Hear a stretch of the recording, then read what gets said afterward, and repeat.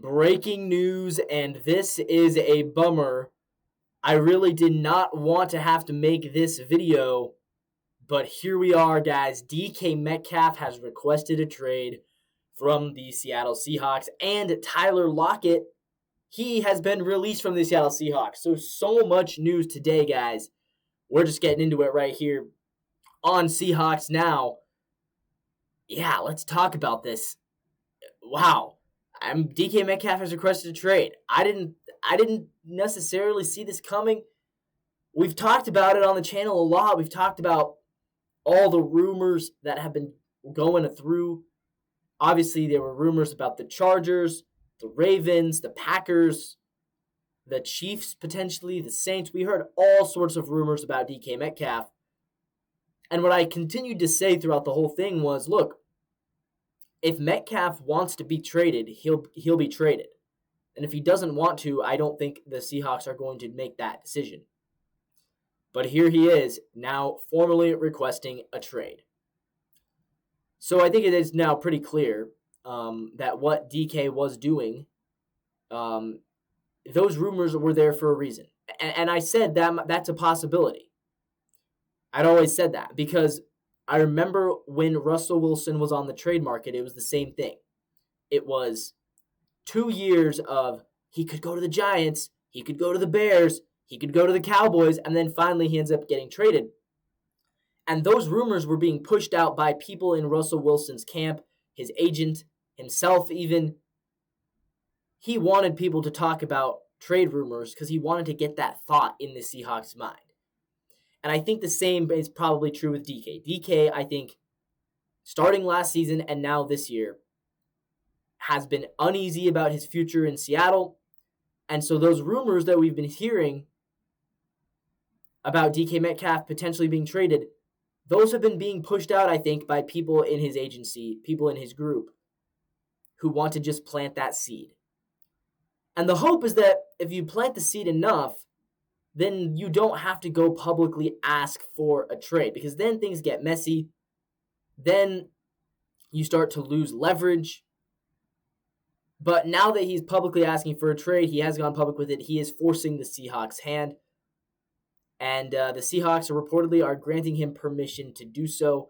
According to Adam Schefter, who broke the news on Twitter this morning about an hour ago, DK Metcalf wants to play with a contender. I don't love the phrasing of that. I really do not love the phrasing of that because obviously DK Metcalf has been on a contender his entire career.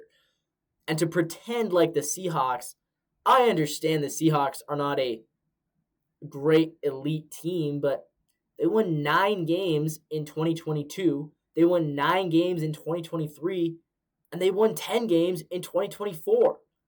How can you say that that's not a contender? They were literally a tiebreaker away from the postseason. So to act like he's been playing for the Seahawks and now he wants to play for a real contender, I don't like that logic, especially when the teams that are apparently in the mix are Green Bay, who finished 3rd in their division last year. Yeah, they made the playoffs as a wild card and then lost in the first round. So they did slightly better than the Seahawks did. But does that make them much more of a contender? I don't think so. They won 11 games. We won 10.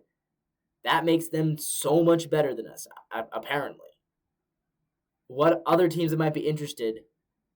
Potentially the Ravens could get in on it. Potentially the Chargers, who again, the Chargers are a great contender. You know this because they made the playoffs and lost in round 1. I mean, clearly they're a great contender.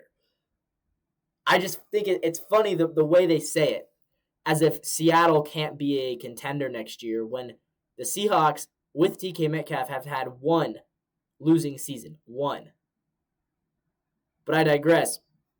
DK Metcalf obviously coming off of a career low in touchdowns, only 5, 992 yards, 15 yards per reception was still great, 263 yards after catch, and 66 receptions, which is also kind of a low. He did miss 5 games last year with an injury. He also was ejected from a game. He did have some kind of anger management problems. So let's talk, pros and cons. We'll get into more of this, I'm sure, throughout the week. The pros to this is that, you don't have to pay DK Metcalf $25 million to be a good, not great receiver, which I think is where he's at right now. I don't see him as a top 10 receiver. I kind of think he's in that top 15 to top 20 discussion. He's kind of like a poor man's A.J. Brown. He's very physical, very big, but despite his physicality, despite his great catches, bit of an anger problem, bit of a temper issue.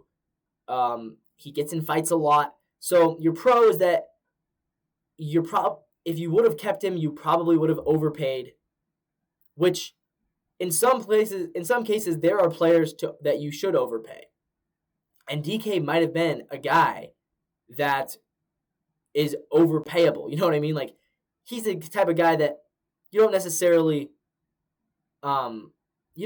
complain about overpaying DK Metcalf. Same as, like, you don't necessarily complain about overpaying for Justin Jefferson. But you were probably going to end up having to overpay him. Now you don't have to do that. And you get to cut loose a guy who, yeah, he has had some temperament issues.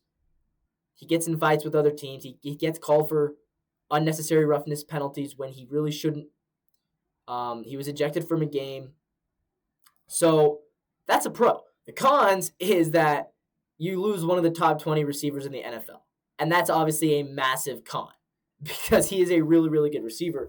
I've been saying all offseason, the only scenario that I would want to trade DK Metcalf is if he's made it clear he does not want to sign an extension. And now he's made it abundantly clear, not only does he not want to extend, he doesn't even want to play for the Seahawks next year. It makes me wonder if DK is not a fan of Mike McDonald, or if he's not a fan of Geno Smith, or if he's not a fan of the new offensive coordinator, Clint Kubiak, or if it's some sort of a combination. I never got the sense that he hates Geno, although I do think that he probably preferred to play with Russ. So maybe we could see a Russell Wilson and DK Metcalf reunion. I would love to see that as a Seahawks fan. I would love that. Maybe it also has to do with the fact that Tyler Lockett's gone, which we're going to talk about right now. So the Seahawks, about an hour before the DK Metcalf trade news broke, Tyler Lockett was released.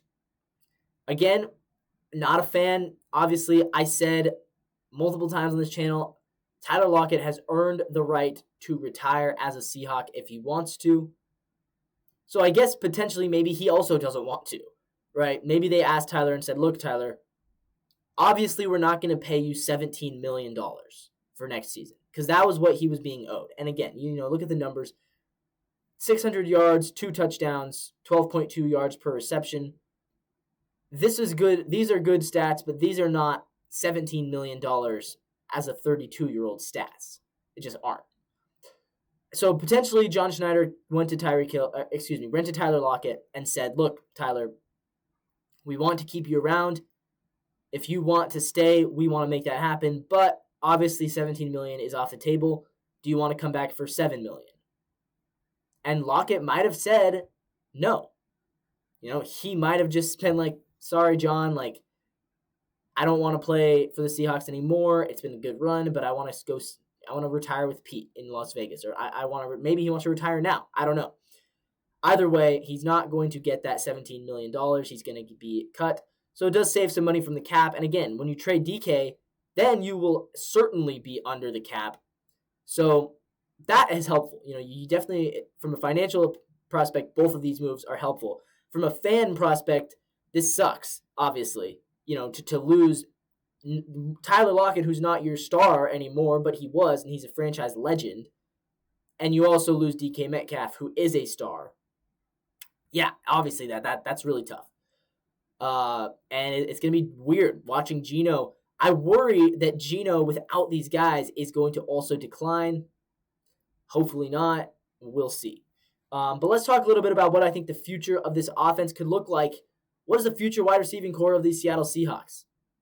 I think, realistically, they almost have to draft someone now.